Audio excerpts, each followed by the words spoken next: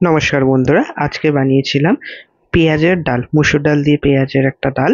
তো এই পেঁয়াজের ডালটা বানানোর জন্যই আমি প্রথমে ডালটাকে সেদ্ধ করে নেব। এখানে আমি 1 কাপ পরিমাণ মুসুরির ডাল ভালো করে সেদ্ধ করে নিয়েছিলাম। সাথে ছিল নুন আর হলুদ, এগুলো দিয়ে আমি সেদ্ধ করে নিয়েছিলাম। ডালটা সেদ্ধ হয়ে গেলে এবার ফোড়নের জন্য কড়াইতে অল্প পরিমাণ তেল গরম করে তাতে আমি একটা শুকনো লঙ্কা দিয়ে একটা ছোট্ট কুচি করে রাখা পেঁয়াজ আমি দিয়ে দেবো।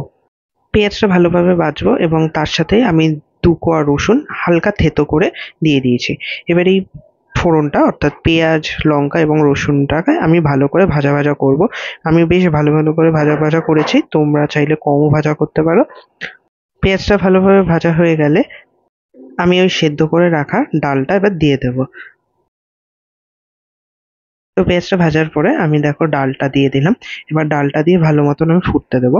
আর ঝালের জন্য আমি পরিমাণ মতন কাঁচা লঙ্কা দিয়ে দিয়েছিলাম। ডালটা বেশ ভালোক্ষণ ধরে আমি ফুটলেই ডালটা ব্যাস তৈরি।